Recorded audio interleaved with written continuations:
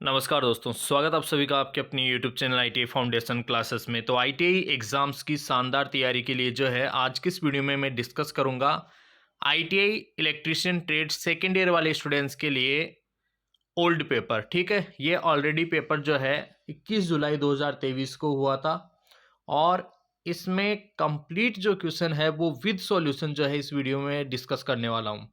दोस्तों, यदि आप लोग आईटीआई के बेक एग्ज़ाम देने जा रहे हो या फिर आईटीआई के मेन एग्ज़ाम देने जा रहे हो तो उन एग्ज़ाम्स में आपको 100% सक्सेस मिले, सफलता मिले, इसके लिए जो है आप लोग इन सभी क्वेश्चंस को अच्छे से लर्न कीजिए, अच्छे से समझिए। ऑलमोस्ट इसी लेवल के क्वेश्चन जो है आपके आईटीआई सीबीटी एग्ज़ाम में देखने को मिलते हैं और मुझे उम्मीद है कि इन क्वेश्चंस में से भी जो है बहुत सारे क्वेश्चन जो है रिवाइज होने के जो है पूरे पूरे चांसेस हैं। तो आप लोग जो है इस पूरे के पूरे पेपर को अच्छे से वॉच कीजिए, अच्छे से इस क्वेश्चंस को जो है समझने का प्रयास कीजिए। चलो ठीक है दोस्तों, स्टार्ट करते हैं। फर्स्ट क्वेश्चन है, what is the operation in the रीवाइंडिंग process. रीवाइंडिंग प्रक्रिया में यह क्रिया क्या है?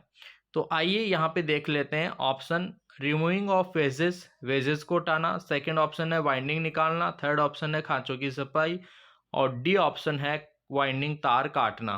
तो देखो यार, ये जो प्रोसेस है, इस डायग्राम को आप देख पा रहे होंगे ध्यान से।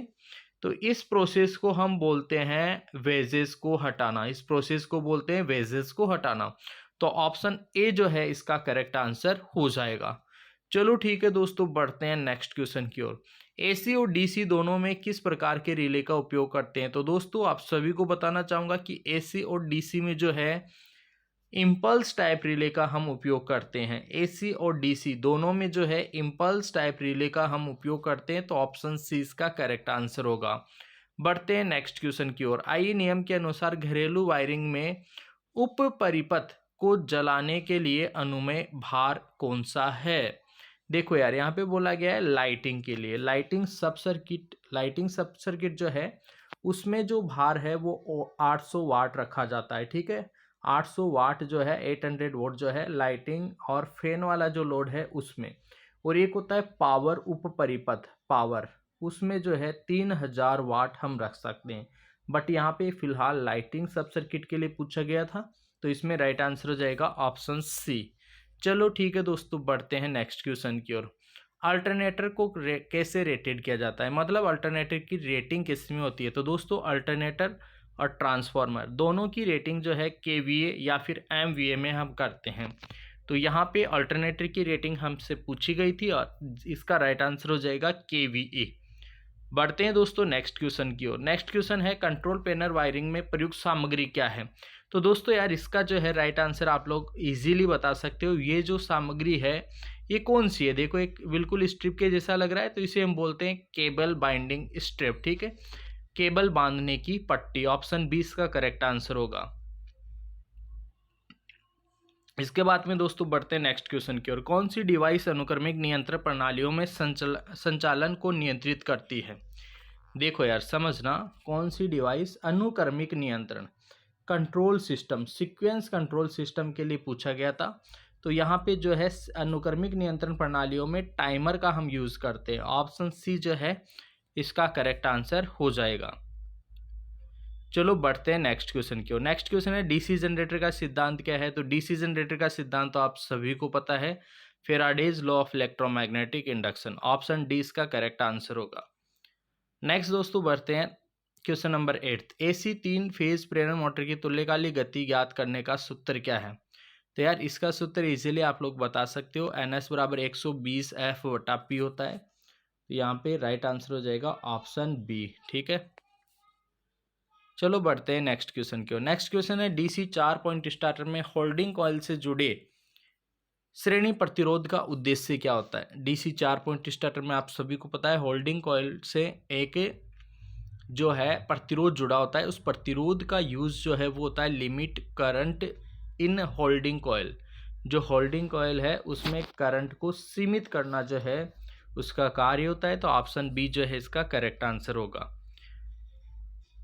नेक्स्ट क्वेश्चन है क्वेश्चन नंबर 10। कौन सा इलेक्ट्रॉनिक सर्किट बिना इनपुट के एसी सिग्नल उत्पन्न करता है? तो कौन सा इलेक्ट्रॉनिक सर्किट है जो बिना इनपुट के, तो दोस्तों वो होता है ऑसिलेटर सर्किट। बिना इनपुट के जो है एसी सिग्नल उत्पन्न करता है, मतलब फ्रीक्वेंसी में कन्वर्ट कर देता है वो। नेक्स्ट क्वेश्चन है इसके बाद में, स्टार्टर वाइंडिंग शॉर्ट और ओपन फॉल्ट का परीक्षण करने के लिए किस उपकरण का, तो इंटरनल ग्रॉलर जो है उसका हम उपयोग करते हैं स्टेटर जो स्टार्टर की वाइंडिंग है उसमें शॉर्ट सर्किट और ओपन सर्किट टेस्ट करने के लिए स्टार्टर इंटरनल ग्राउलर आपने देखा भी होगा, एक वी शेप के आकार का सा जो है ऐसा होता है, ठीक है। ग्राउलर यहाँ पे जो है स्टेटर को रखा जाता है, जो भी आर्मेचर है स्टेटर उसको हम यहाँ पे रखते हैं, ठीक है। नेक्स्ट देखो, इलेक्ट्रिक ड्राइव सिस्टम में किस पावर मॉड्यूलर का उपयोग करते हैं, तो दोस्तों उसे बोलते हैं इलेक्ट्रिक ड्राइव सिस्टम में साइक्लो कन्वर्टर का उपयोग करते हैं। हम किसका उपयोग करते हैं, साइक्लो कन्वर्टर्स का, ठीक है। नेक्स्ट, डीसी जनरेटर का आर्मेचर प्रतिरोध बहुत कम क्यों होता है, आर्मेचर वोल्टेज ड्रॉप को कम करने के लिए, ठीक है। आर्मेचर प्रतिरोध जो है कम क्यों होता है, आर्मेचर प्रतिरोध कम क्यों होता है, आर्मेचर वोल्टेज ड्रॉप को कम करने के लिए। ऑप्शन 20 का करेक्ट आंसर होगा। बढ़ते हैं दोस्तों नेक्स्ट क्वेश्चन की ओर। आई नियमों के अनुसार मध्यम वोल्टेज घरेलू इंस्टॉलेशन में किन्हीं दो चालकों के बीच इंसुलेशन प्रतिरोध उसको बोलते हैं मोर देन 1 मेगा ओम होना चाहिए, ठीक है। घरेलू इंस्टॉलेशन में किन्हीं दो चालक, जैसे मान लो आर वाई बी 3 फेज होते हैं ना, तो दो चालकों के बीच में जो है 1 मेगा ओम से अधिक इंसुलेशन होना चाहिए, 1 मेगा ओम से अधिक इंसुलेशन प्रतिरोध होना चाहिए। ऑप्शन ए इसका करेक्ट आंसर होगा। बढ़ते हैं दोस्तों नेक्स्ट क्वेश्चन की ओर। वितरण प्रणाली में वितरकों के लिए सब स्टेशन को कौन सी विद्युत लाइन जोड़ती है, सब स्टेशन को जो है फीडर जोड़ते हैं, तो ऑप्शन 20 का करेक्ट आंसर होगा। बढ़ते हैं नेक्स्ट क्वेश्चन की ओर। चल रही डीसी मोटर में प्रेरित ईएमएफ की क्रिया क्या है, प्रेरित ईएमएफ जो है वो apply voltage opposes the apply voltage, मतलब लागू वोल्टेज का विरोध करता है। ऑप्शन डी इसका करेक्ट आंसर होगा। नेक्स्ट क्वेश्चन है, सत्य तालिका किस लॉजिक गेट को संदर्भित करती है, देखो यार ये जो है ना तालिका A dot B Y is equal to A dot B, ये एंड गेट को रिप्रेजेंट करती है, किसको रिप्रेजेंट करती है, एंड गेट को। तो यहाँ पे ऑप्शन डी इसका करेक्ट आंसर हो जाएगा। बढ़ते हैं नेक्स्ट क्वेश्चन की ओर।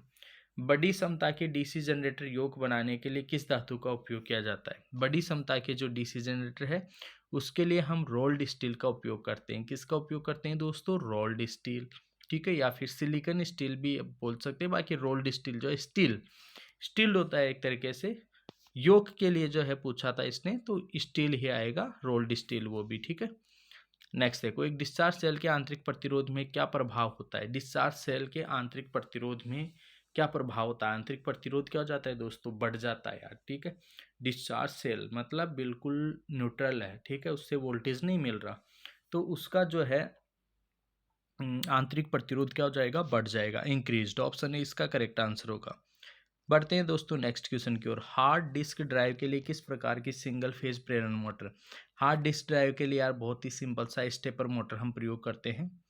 नेक्स्ट क्वेश्चन है, एकल चरण मोटर किस प्रकार का संदर्भित करती है, तो देखो यार यहाँ पे जो है एक कैपेसिटर परमानेंटली लगा हुआ है, दूसरे के साथ सेंट्रीफ्यूगल स्विच लगा हुआ है, तो ये जो है एक तरीके से capacitor start capacitor run motor है, ठीक है। Capacitor start capacitor run motor, option D में ऑप्शन मिल गया, ठीक है, ऑप्शन डी इसका करेक्ट आंसर होगा। बढ़ते हैं नेक्स्ट क्वेश्चन।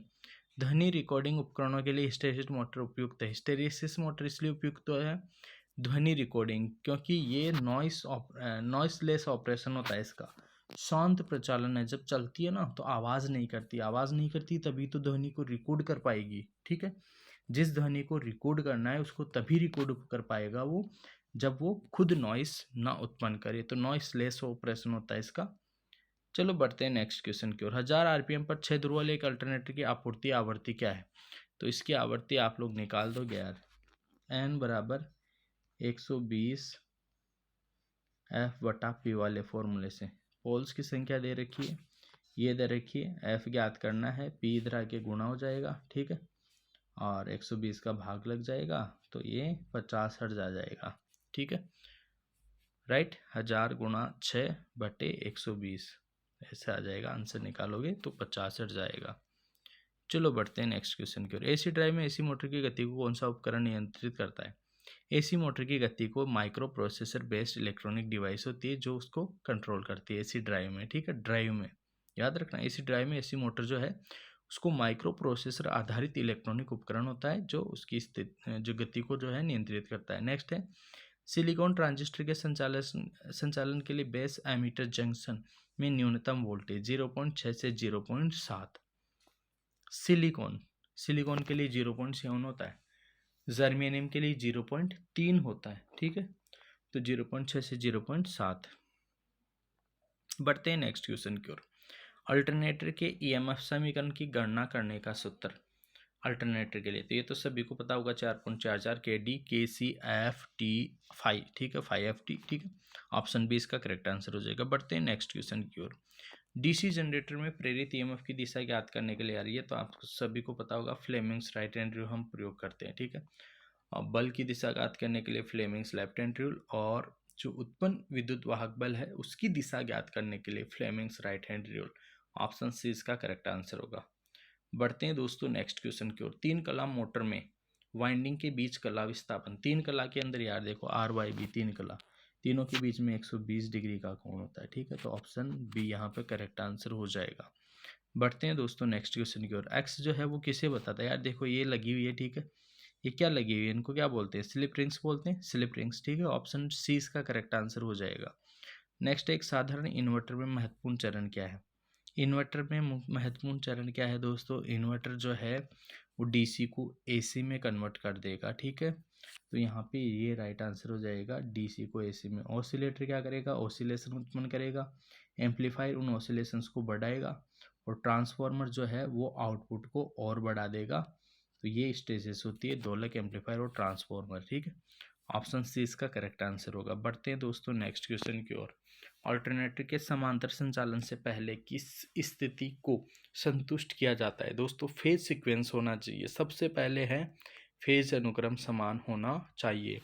2 अल्टरनेटर है और अगर उनको हमें समांतर क्रम में जोड़ना है, समांतर क्रम में चलाना है, तो उनका फेज अनुक्रम, फेज सीक्वेंस जो है वो सबसे पहले समान होना चाहिए।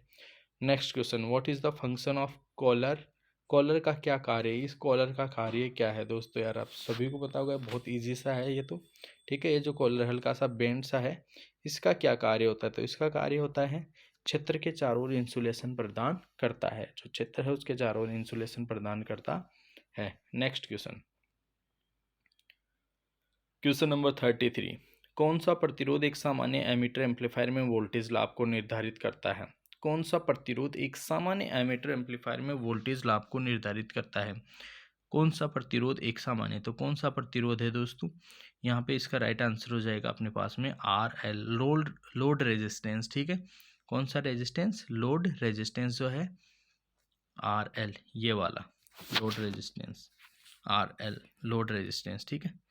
नेक्स्ट क्वेश्चन, एम्पलीफायर का प्रकार क्या है। ये जो एम्पलीफायर है ये कौन से प्रकार का है। 2 डायग्राम इसलिए क्योंकि एक हिंदी का पेपर और एक इंग्लिश का, ठीक है। तो ये कॉमन एमीटर है दोस्तों, क्या है, कॉमन एमीटर, क्या है, कॉमन एमीटर, राइट। एमीटर को यहाँ पे कॉमन रखा गया है, एमीटर को जो है इनपुट और आउटपुट में कॉमन रखा गया है, तो इसको बोलेंगे कॉमन एमीटर। नेक्स्ट देखो, कम्यूटेटर क्यों तेज चमक उत्पन्न कर रहा है। कम्यूटेटर क्यों तेज चमक उत्पन्न कर रहा है, तो कम्यूटेटर जो है इनकरेक्ट बस पोजीशन, ब्रश की गलत स्थिति, ब्रश की गलत स्थिति, ठीक है, इसलिए तेज चमक, स्पार्किंग हो रही है, तो ब्रश की गलत स्थिति के कारण ऐसा कर रहा है। नेक्स्ट क्वेश्चन है, सिंगल फेज मोटर का क्या नाम है। ये जो सिंगल फेज मोटर है इसका क्या नाम है, यार ये तो स्थायी कैपेसिटर वाली मोटर है, तो यहाँ पे होगा देखो परमानेंट कैपेसिटर मोटर, स्थायी संधारित्र मोटर। ऑप्शन सी इसका राइट आंसर होगा। नेक्स्ट क्वेश्चन है, कुंडली वाइंडिंग का क्या नाम है। ये जो कुंडली वाइंडिंग की गई है इनका क्या नाम है, तो दोस्तों ये है डायमंड मेस शेप्ड कोयल वाइंडिंग, हीरे की जाली के आकार की कुंडल वाइंडिंग, ठीक है दोस्तों। बढ़ते हैं नेक्स्ट क्वेश्चन की ओर। ये जो है इलेक्ट्रिशियन थ्योरी का लास्ट क्वेश्चन है, 38th क्वेश्चन, ठीक है, 38वां क्वेश्चन। घरेलू वायरिंग सर्किट में स्विच और सुरक्षात्मक उपकरण के रूप में किस सर्किट ब्रेकर का उपयोग किया जाता है। तो दोस्तों घरेलू वायरिंग में तो मिनिएचर सर्किट ब्रेकर का ही हम उपयोग करते हैं, तो इसका राइट आंसर हो जाएगा ऑप्शन ए। राइट आंसर हो जाएगा दोस्तों ऑप्शन ए। तो इस तरीके से जो है इलेक्ट्रिशियन थ्योरी के मैंने आपको 38 क्वेश्चंस बताएं। ये ITI second year electrician trade वाले स्टूडेंट्स के लिए मोस्ट इंपॉर्टेंट क्वेश्चंस जो कि डायरेक्टली आपके ITI CBT एग्जाम में पूछे गए थे। हाँ, मैं नेक्स्ट वीडियो लेकर आऊँगा जिसमें एम्प्लॉयबिलिटी स्किल्स के क्वेश्चन आंसर्स भी डिस्कस करूँगा, ड्राइंग के क्वेश्चन आंसर्स भी डिस्कस करूँगा और उसके अलावा वर्कशॉप कैलकुलेशन साइंस के क्वेश्चन आंसर्स भी जो है डिस्कस करूँगा। आज के इस वीडियो में दोस्तों इतना ही, मिलेंगे आपसे नेक्स्ट वीडियो में, तब तक के लिए आप सभी को बहुत बहुत धन्यवाद।